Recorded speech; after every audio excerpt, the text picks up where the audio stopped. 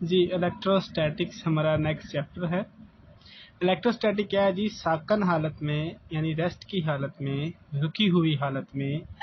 Charges کی خصوصیات کا جو مطالعہ ہوتا ہے، یعنی چارجز کی کیا خصوصیت ہیں اس خصوصیت کو پڑھنا، اسے کہتے ہیں الیکٹروسٹیٹکس یا اسٹیٹک الیکٹریسٹی۔ اب اس کی ویل نون ایگزامپل کیا ہے جی؟ مشہور مثال اس کی یہ ہے کہ خشک بالوں میں کنگھی کریں، اس کنگھی کو چھوٹے چھوٹے کاغذ کے ٹکڑوں کے قریب لائیں، ہم دیکھیں گے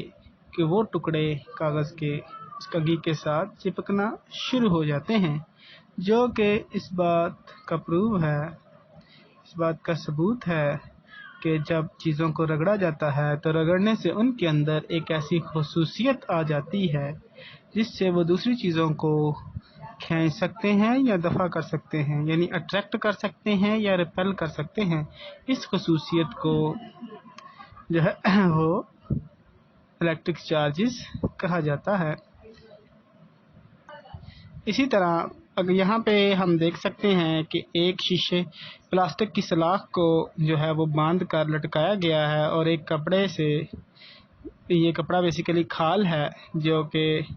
بلی کی کھال ہو سکتی ہے، کسی جانور کی کھال، مشہور جو ہے وہ بلی کی کھال کو لیا جاتا ہے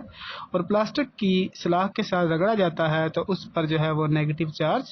آ جاتا ہے۔ اسی طرح ایک دوسری سلاخ کو بھی اسی طرح رگڑ لیں گے، جب ہم دونوں کو ایک دوسرے کے قریب لے کر آئیں گے تو ہم دیکھیں گے وہ ایک دوسرے کو دفع کریں گی، یعنی ریپیل کریں گی، جس سے یہ پتہ چلے گا کہ ان کے اوپر جو ہے وہ چارج آ گیا ہے۔ اسی طرح اگر ہم شیشے کی، پلاسٹک کی بجائے شیشے کی سلاخوں کو لے لیں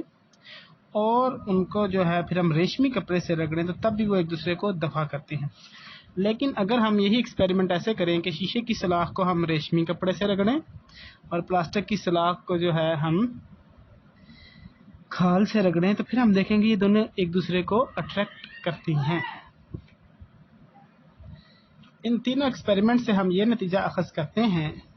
کہ چارج کسی جسم کی بنیادی خصوصیت ہے جس کی بنا پر وہ دوسرے جسم کو کشش یا دفع کرتا ہے۔ مختلف اجسام پر رگڑ کی وجہ سے دو طرح کا چارج پیدا ہوتا ہے، کیونکہ ایک دفعہ ہم نے دیکھا کہ وہ ریپیل کرتے ہیں اور ایک دفعہ ہم نے دیکھا اٹریکٹ کرتے ہیں، تو اسی وجہ سے ہم کہتے ہیں یہ خصوصیت دو قسم کی ہے، یعنی چارج دو قسم کا ہے۔ ایک کو پھر ہم کہتے ہیں نیگیٹو چارج اور ایک کو کہہ دیا جاتا ہے یہ پازیٹیو چارج ہے۔